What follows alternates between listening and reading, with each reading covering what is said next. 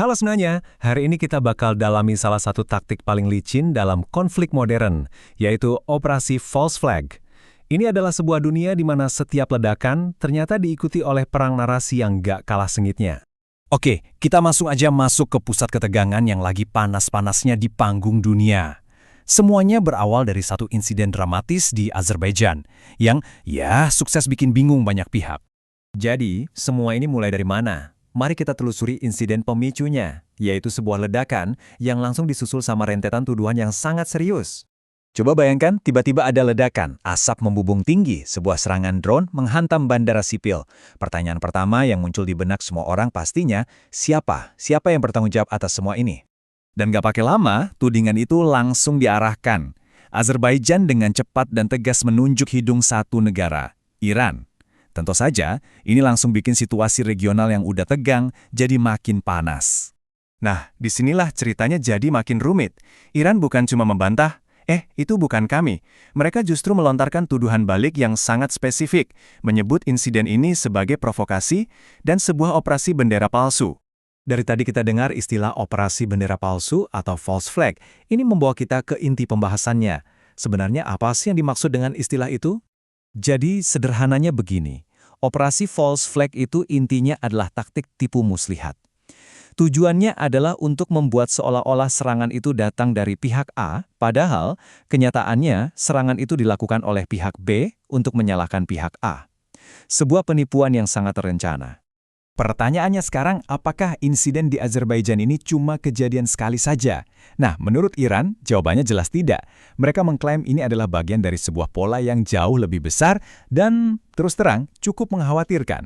Mari kita lihat lebih jauh. Oke, ayo kita coba bedah klaim dari Iran ini. Apa benar ada semacam pola di sini? Sekarang, kita akan coba lihat beberapa insiden lain di kawasan itu melalui kacamata operasi bendera palsu. Coba Anda perhatikan baik-baik tabel ini. Dari fasilitas minyak di Arab Saudi, wilayah Turki, sampai pangkalan militer Inggris di Siprus.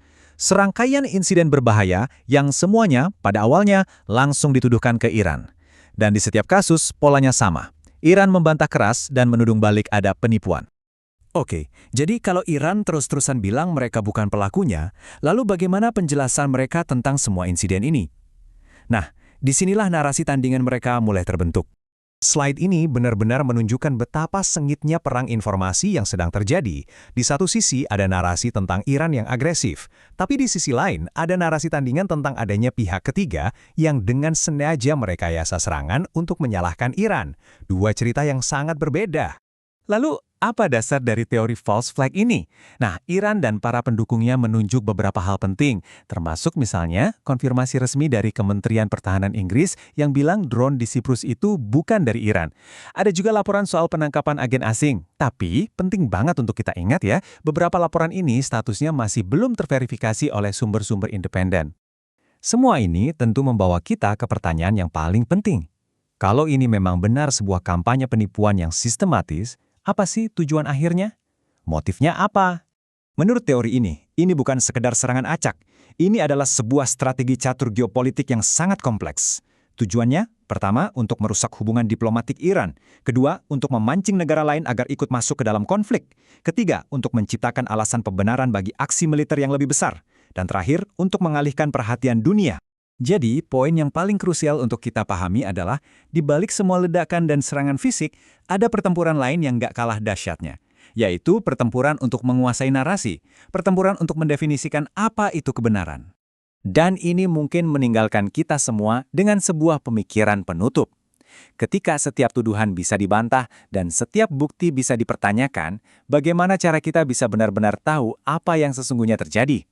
Di dunia yang penuh dengan false flag, siapa yang pada akhirnya berhak menulis sejarah? Terima kasih sudah menyimak ulasan kali ini.